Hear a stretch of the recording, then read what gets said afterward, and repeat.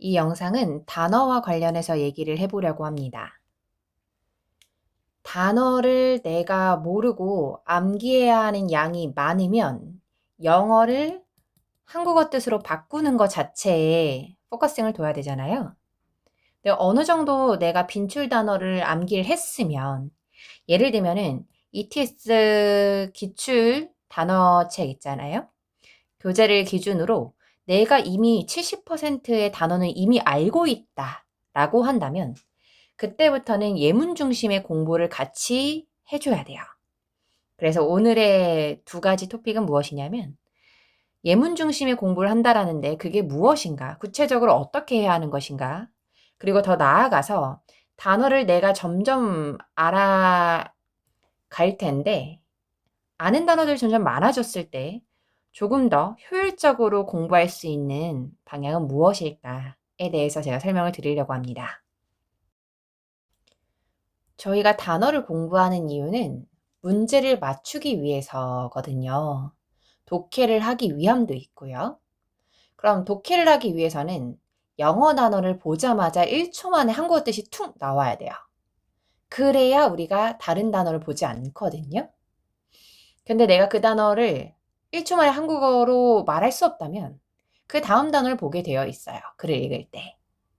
그래서 우리의 첫 번째 목표는 그 단어의 한국어 뜻이 1초 만에 툭 튀어나오는가. 그게 가장 중요할 거고. 그 다음에 두 번째, 내가 그 준비가 됐다면 그 단어의 예문을 어떤 식으로 바라봐야 될 것인가. 파트 5에서 어휘 문제를 풀 때 크게 콜로케이션이 세 가지로 구분이 돼요. 첫 번째, 동사 플러스 목적어야. 그래서 동사가 빈칸으로 나오거나 아니면 목적어, 명사가 빈칸으로 나오면 동사와의 어울림을 볼 수밖에 없거든요. 그래서 예문을 보실 때도 피하다, 그럼 그 뒤에 뭐가 왔는지 목적어와의 어울림을 보시면 되는 겁니다. 아, 지연을 막기 위해 이렇게 가는구나. 그러면서 이해가 됐으면 그 예문과 밑에 한국어를 비교해 보시고 예문 중에서 특히 내가 약한 게 무엇인지를 생각해 보면 좋거든요. 예를 들어서 저는 전치사가 약해요. 그러면 얘가 place an order, 주문하다 라는 친구 뒤에 언제까지의 by 이렇게 쓰는구나. 문제를 풀면서만 공부를 하는 것이 아니라 예문을 보면서 여기서 by의 빈칸이 나온다면 이렇게 쓰이겠구나 라는 걸 공부를 해달라는 겁니다. 내려가서 그 동사 뒤에 오는 것이 무엇인가. 예를 들어서 이것은 구성이 되어 있습니다. 침실이라든지 리빙룸이라든지 발코니로 구성이 되어 있다. 이런 것들이 오는구나. 다음에 follow는 따르다인 뜻인데 얘는 뒤에 instruction이 오는구나. 그러면 설명을 따르세요. 이렇게 쓰면 되겠구나. 근데 내가 전치사가 약해요. 그럼 그 전치사도 중심으로 봐야겠죠. 종이가 걸리는 경우에 걸리면 이것을 따라라. 이렇게 해석을 하면 되겠구나. 자, 그럼 동사 목적어와의 어울림 말고도 또 대표적으로 두 번째로 생각해 볼 수 있는 게 형용사와 명사의 어울림이거든요.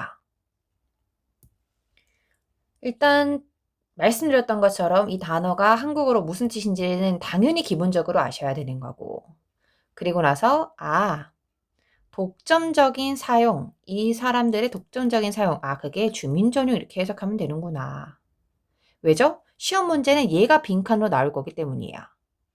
5에서. 다음, 얘가 전례 없는 뜻이구나. 그럼 예문은 뒤에 명사와의 어울림. 전례 없는 수익, revenue랑 이렇게 같이 쓰이는구나. 그리고 나서 이해했으면 이 경기장은 기록했다. 전례 없는 수익을 이렇게 밑에 있는 한국어랑 보시고 이런 기출 표현 정말 중요하다라는 거 강조드리고 싶어요. 결국 이거를 내가 얼만큼 알고 있냐의 싸움이지 이 단어를 볼 때 한국어만 달달달 암기하고 끝난다라는 건 다시 공부를 해야 하는 단어들이 많아질 수 있다는 거거든요. 계속 문제를 풀다 보면은 한국어 뜻은 아는데 문장에서 넣지 못해가지고 틀리거든요. 그 이유가 예문 중심의 공부를 하지 않았기 때문이라는 겁니다. 그래서 내가 고득점을 원하면 원할수록 계속해서 우리는 기출 문장을 읽어줘야 돼요. 그럼 마지막 세 번째로 확인해 볼 수 있는 게 부사 플러스 동사와의 어울림이거든요.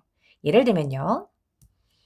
부사가 쭉 있다 라고 했을 때 그 부사가 뭐랑 같이 쓰이는가? 아, 얘가 자동으로라는 뜻이구나. 근데 자동으로 턴업된다. 아, 자동적으로 꺼지다. 이렇게 쓰이는 거구나. 다음, shortly. 아, 얘가 곧이라는 뜻이구나. 그럼 너에게 연락할게 바로. 곧 너한테 연락할게. 아, 이렇게 쓰이는구나. 이런 식으로요. 그리고 기출 표현은 제가 진짜 중요하다라고, 출제 팁 정말 중요하다고 강조드립니다. 제가 공부를 할 때는 처음에 방향을 모르니까 빨리 많은 걸 공부하기 위해서 이런 것들 보지 않고 영어를 한국어로 된 것만 공부했었거든요. 어차피 다시 공부해야 돼요. 다시 문장을 통해서 되게 오랜 기간 공부해야 되기 때문에 정리되어 있는 걸 보시는 게 효율적인 겁니다. 자, 이렇게 처음에 말씀드렸었던 것처럼 예문 중심의 공부를 어떻게 하는 것인가. 콜로케이션 생각해 주셔야 되고요. 그죠? 그 단어와의 어울림 위주로 보시고 내가 약한 것. 예를 들어서 내가 전치사가 약하다. 내가 접속사가 약하다. 또는 내가 부사가 약하다. 그럼 그런 것들을 좀 중심적으로 문장을 보시는 것도 방법이다. 설명을 드리면서 아까 제가 두 번째로 말씀드리고 했던 단어를 암기할 때 우선순위를 두는 거요. 그게 무엇인가에 대해서 한번 설명을 드려보려고 해요.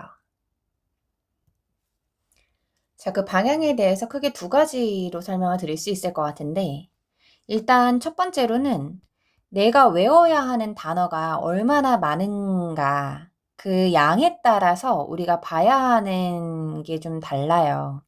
예를 들면은 내가 ETS 단어책을 봤는데 암기해야 할 단어, 그러니까 즉 내가 이미 알고 있는 단어가 50% 이하다. 그러면 나는 ETS 단어를 보는 게 훨씬 더 중요하잖아요.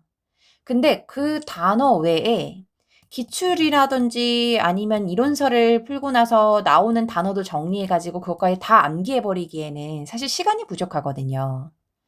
이런 경우에는 내가 단어를 암기하는 시간이 예를 들어서 2시간이라는 가정하에 ETS 단어에 1시간 30분 이상을 쓰시고 내가 정리한 단어 있잖아요. 공부를 하면서 문제 풀이하면서 정리한 단어 이런 것들은 10분에서 20분 이내로만 읽어보는 거에 의미를 두시면 돼요. 그렇게 하다 보면은 내가 ETS 단어를 7, 80% 정도 이미 뜻을 알고 있다. 빈줄 단어는. 그때는 조금씩 비율을 다르게 하는 거죠. 점점점 내가 정리한 단어의 비율을 늘려가시면 되는 겁니다. 그렇게 권장을 드리고 싶고, 자, 그러면 그렇다는 가정하에 이미 내가 어느 정도 단어를 공부를 했어요. 그렇게. 그러면 이제 내가 정리한 단어들이 좀 주가 될 텐데 그때도 저는 세 가지로 좀 구분을 했어요. 일단 한국어 뜻을 다 적지는 않아요. 어차피 내가 처음에 예를 들어서 단어 교재가 있다라고 한다면 보통 단어가 영어 쓰여 있고 한국어 쓰여져 있잖아요. 거기에다가 내가 잘 모르는 단어들을 체크를 미리 해놨던 거죠. 그것을 정리한 경우에요. 근데 그때는 굳이 한국어를 적지는 않고 내가 몰랐던 단어들을 영어로만 쓸 건데 그걸 총 3개로 구분을 하겠다라는 거예요. 첫 번째로는 무엇이냐면 내가 꼭 알아야 했는데 모르는 단어. 예를 들면 내가 분명히 자주 봤거나 아니면 알고 있었는데 알고 있었다라는 건 내가 자주 본다라는 거거든요. 또는 이 문제를 풀 때 이 단어는 무조건 알았어야만 했는데 그죠? 그런 단어들을 가장 위에 두고요. 다음에 두 번째 단어는 무엇이냐면 자주 보기는 했는데 내가 거의 모르는 단어, 익숙하지 않은 단어를 두 번째로 두시고 다음에 가장 마지막의 단어는 아, 이거는 솔직히 내가 몰라도 될 것 같은데? 그런 단어들 있잖아요. 예를 들면 별관, 뭐 이런 단어 뭐 그렇게 크게 중요하지도 않은 것 같고 그리고 내가 몰라도 크게 문제가 없을 것 같은데? 그런 단어를 가장 밑에다 두는 겁니다. 그러면 내가 암기가 됐는지를 확인하기 위해서 이 단어들을 볼 때마다 한국어로 얘기를 해보시고요. 당연히 얘가 1순위, 2순위, 3순위가 되겠죠. 상순이의 단어는 내가 외우지 못해도 괜찮다 이거예요. 그러니까 이 정도의 방향성을 잡고 단어 암기를 하셔야지 똑같은 시간을 모든 단어를 암기하는 데에 쏟기에는 좀 아쉽다라는 거예요. 나 스스로도 알 수 있거든요. 어떤 단어가 중요한지를 알 수 있어요. 내가 얼만큼 그 단어를 자주 받는가? 얼마나 익숙한가? 분명히 외웠는데 까먹질 않았는가? 이런 것들이 대표적인 기준이 될 거거든요. 자, 이렇게 제가 어느 정도 단어를 암기하고 나서 더 실력을 올리기 위해 어떤 단어 공부를 해야 하는지에 대해서 설명을 드려봤습니다. 자, 이거 외에도 영어를 한국어로 바꾸는 거. 그러니까 예를 들면 체어리 의자인데 이 단어를 짧은 시간에 많이 암기하기 위해서 효율적인 방법이 무엇인가? 그것도 궁금하시면 저한테 알려주세요.